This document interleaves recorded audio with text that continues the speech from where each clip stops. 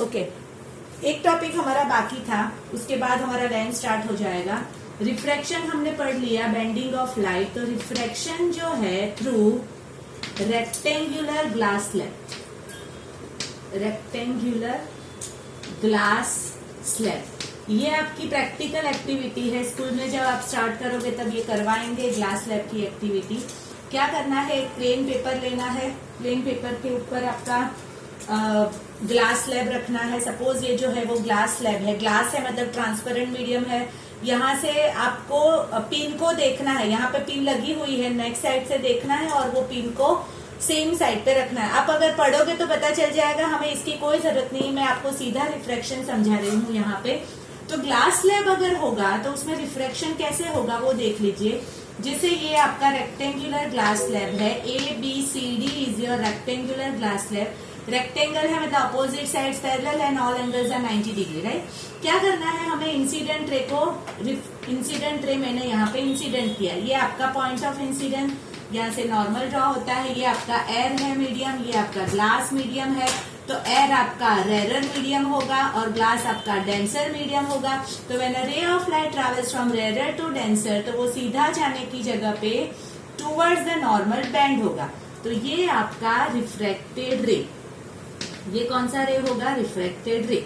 Again ये point पे आके अटका, बिकॉज यहाँ पे भी दो इंटरफेस है, ये आपका ग्लास है और ये आपका एयर है। ग्लास डेंसर मीडियम है, एयर रेयर मीडियम है, मतलब रे ऑफ लाइट यहाँ से नॉर्मल ड्रॉ करें तो रे ऑफ लाइट सीधा जाने की जगह पे डेंसर टू रेयर मतलब क्या होगा, अवे फ्रॉम नॉर्मल बेंड होगा। और ये जो थर्ड रे निकलता है, इंसिडेंट और रिफ्रैक्टेड रे हमें पता है, थर्ड रे जो निकलता है उसको हम इमर्जेंट रे बोलते हैं ऑलवेज। कौन सा रे बोलते हैं, इमर्जेंट रे। इमर्जेंट रे मतलब तीन एंगल भी ड्रॉ कर देती हूँ। This is your angle of incidence, because angle of normal और इंसिडेंट रे के बीच में एंगल ऑफ रिफ्लेक्शन ये होगा और एंगल ऑफ इमर्जेंट ये होगा ई।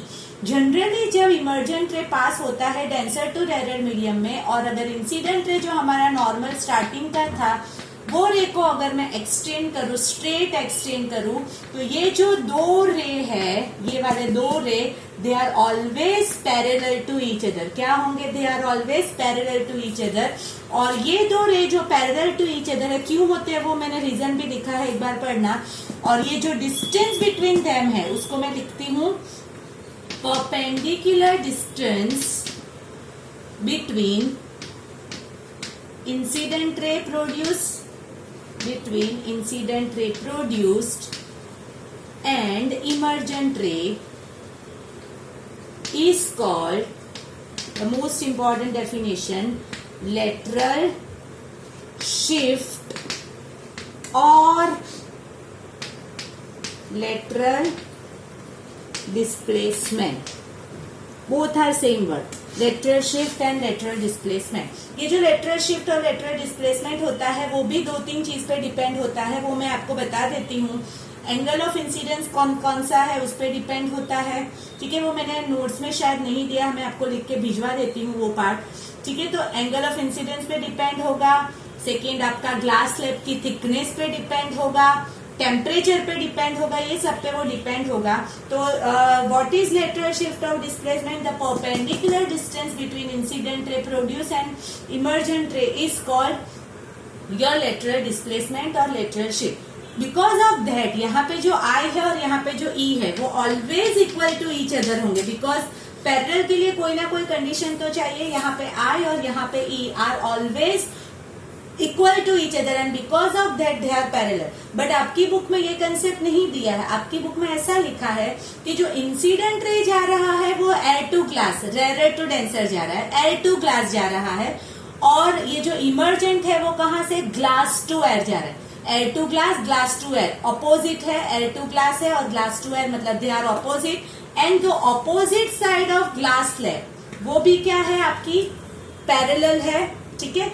और opposite sides are also parallel to each other and आपका जो इंटरफेस है वो है air to glass and glass to air and because of that the incident ray and emergent ray are parallel to each other.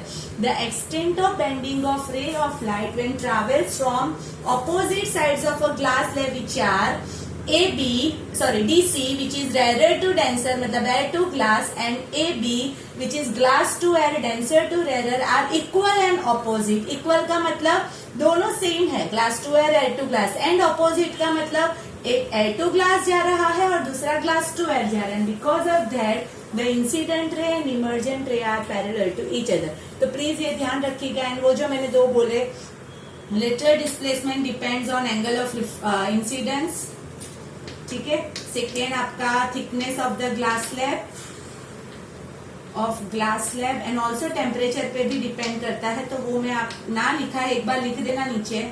शाम को वापिस एक बार discuss कर लेंगे. थिकनेस पे भी डिपेंड, टेम्परेचर पे भी डिपेंड करता है. तो ये आपका refraction through rectangular glass slab होगा. अगर 3 मीडियम होंगे तो उसी तरह से रिफ्रैक्शन होगा. तो हम वो बाद में डिस्कस करेंगे, या तो शाम को एक बार डिस्कस कर लेंगे. प्लीज एक बार ये वीडियो थ्रू देख लेना.